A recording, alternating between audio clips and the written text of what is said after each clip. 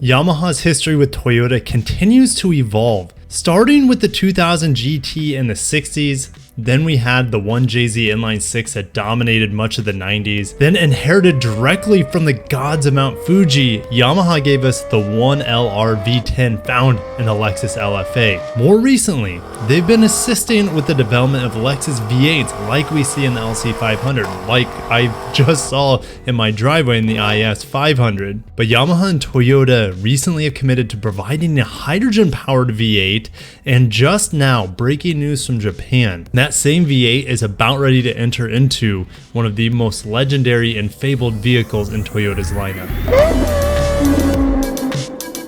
So this is fresh out of Best Car Web's most recent magazine, which I downloaded it. Of course, I don't read or speak Japanese, but thanks to Google Translate, I'm going to do my best to stitch together what we're seeing in this magazine. We also have new Lexus RX news. Definitely stay tuned for that because we'll get into it. And then we'll dive into this scan right here, talking about the V8 from Yamaha. Hydrogen powered going into the future and how it can fit in the Land Cruiser 300.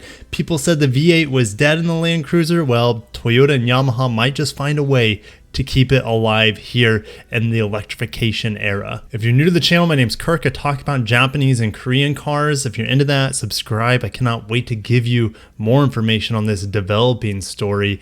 Let's get into it. And over at Autocar UK car website, they're letting us know that this V8 engine is capable around 450 horsepower. It's down in power compared to the gasoline burning engine that we see in the IS 500, around 472 that we see in most products. So translating from Google Translate here, they're saying that hydrogen fuel is made of a carbonized sulfate and carbon is removed from light oil and does not generate CO2 even when burned. That's why it is replacing gasoline here, because it's cleaner burning. And there doesn't need to be a whole lot of modifications to the engine as it is. So the text right below the 5-liter V8 is saying this Yamaha V8 features an exhaust that is an in-bank exhaust and is placed on the V-type cylinder. It is difficult to install on the Land Cruiser 300 as is. However, this is just an experimental engine and is under development separately for commercial use. So what we see on the screen is not the exact configuration that we would see dropped in the Land Cruiser 300 for commercial use. But man, would it look cool sticking out of the hood of the Land Cruiser with all these exhaust pipes. And they're saying Toyota's first car equipped with a hydrogen engine has been informed that it is being considered for an SUV. They're conducting driving tests in the desert, and they're saying that they've been having issues running a full battery electric vehicle in the desert because sand can get inside of the electric systems and kind of mess it up. It doesn't seem quite as robust and isolated from the elements like we see on gasoline engines, or should I say internal combustion engines are a little bit more stout when it comes to imperfect environments. They're saying it is dangerous to run EVs in countries and regions with a lot of flood damage. Think of Australia. They have a lot of water crossings there. Africa, of course, South and Central America, where they run a lot of the Land Cruisers. So it doesn't seem like EVs would be the answer for those terrible weather. And even in Japan, where they have like monsoons, mudslides, earthquakes, etc. It has been concluded that the continuation of internal combustion engines using hydrogen fuel and synthetic fuel is indispensable. Now, they're admitting that hydrogen fuel requires a larger fuel tank than gasoline. Because of that, they're introducing hydrogen initially on a vehicle of large size. In addition, the larger displacement makes it easier to generate low speed torque, same as gasoline.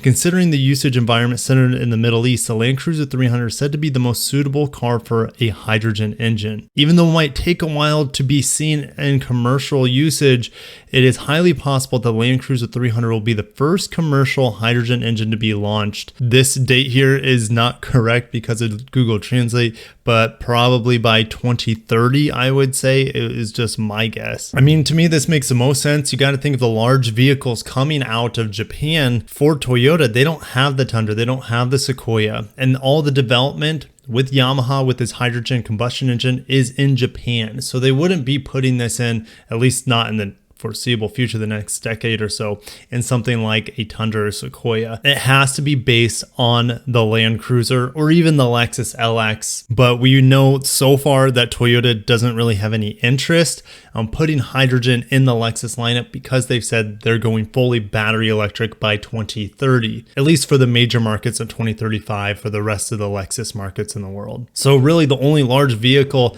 that could house all these gas tanks for hydrogen would be the Land Cruiser 300 series. And so many fans will be getting their V8 back. No, it's not a gasoline or diesel burning V8, but you're still going to have the twin turbo V6. You have the V6 diesel that is available in most markets outside of North America for the Land Cruiser. I wouldn't even be surprised if that 3.3 liter turbo diesel makes it inside the LX eventually. If you made it this far in the video, we are segmenting from Yamaha hydrogen V8s in the Land Cruiser. I still can't believe those words are coming out of my mouth. We're going to get into what is said about the new Lexus RX. We're expecting a redesign I was expecting by the end of the year. That could be changing. So let's dive into the latest in Japanese information coming out about the new Lexus RX. So originally the RX was supposed to come out by the end of 2022, maybe even the fall. But according to the latest news here, it's not going to be available until January of next year. So again, take everything with a grain of salt today because it's coming from a Scoop magazine, but that's probably true. With the Lexus RZ coming out this year, that's probably going to be the focus for this year. And then early next year, they'll be introducing the new RX. To me, it makes sense. If we look back on 2021, and early 2022, they unveiled the new NX around summer, if I remember right, summer of 2021, and then it was available in fall. Well, that's probably what's going to be happening with the RZ this time around. And then after the NX, so early Q1 2022, we're still there, the Lexus LX is available. So that's probably what they're also going to be doing with the RX. So they'll probably unveil the RX this fall, and availability will be Q1 of 2023. Sorry to burst your bubble, guys, but this is probably pretty accurate here, and it makes sense based off of what we saw last year from Lexus. And from what they're saying, it sounds like the RX is going to look very similar. They're saying the C pillar is blacked out. The D pillar is a little bit different. They're saying it's going to be more coupe-like. That's also contradicting itself because if we read on, they're saying that it's going to also have a third row. Look, the current RX 350L, 450HL, they are just 4 inches longer so than the RXs on the market, the two-row RXs. The wheelbase is the same. The vehicle's just been augmented. It looks like the new RX, though, is just going to be large in general and have 3-row seats as an option.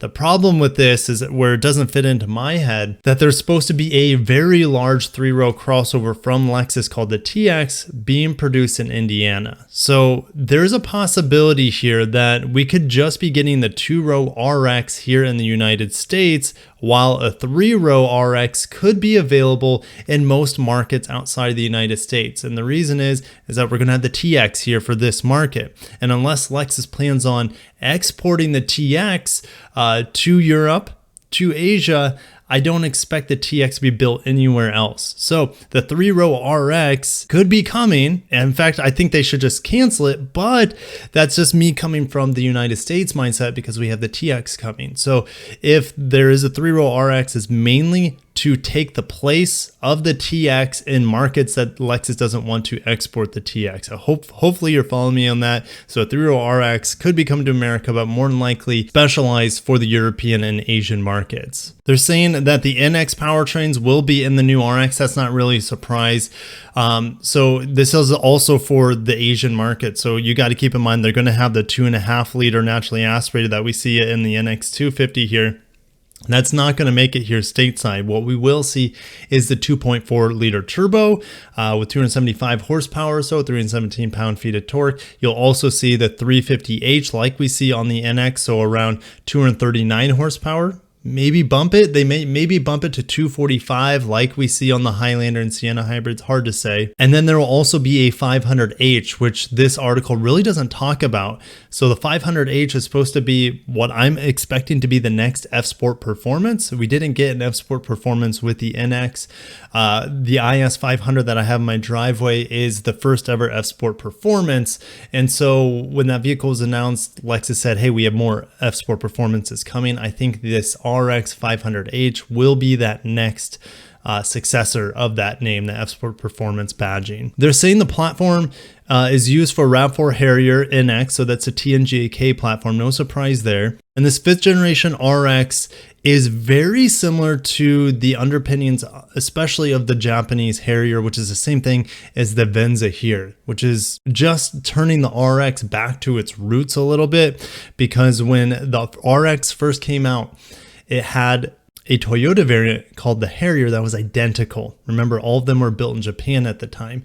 The Harrier eventually went the way to share platforms with the RAV4, while the RX went on and was built on a different platform. Well, they're converging again as Toyota's next generation architecture, the TNGA-K, is just so flexible so that the RX is coming more similar with the Venza like it was in the first 2 generations of the RX. Oh, and I think I forgot, there's also going to be the 450h Plus plug-in hybrid Lexus RX on top of the turbo, the normal hybrid, and the performance hybrid, the 500h. Of course, it's getting the large 14-inch LCD panel. And this was one of the most surprising things to me, is that they're saying that Lexus Teammate could be seeing a role here for the first time ever in a production Lexus RX. I drove in a prototype in a Lexus LS 500h back at ToyotaCon HQ Confidential last summer, but it looks like it could be debuting here and providing up to Level 3 autonomous driving. I think there's only one other vehicle that's been certified for Level 3 autonomous driving, and that was the Honda Legend, which is already discontinued. I think it was this Honda just one last hurrah for the Legend before they canceled it. Anyways,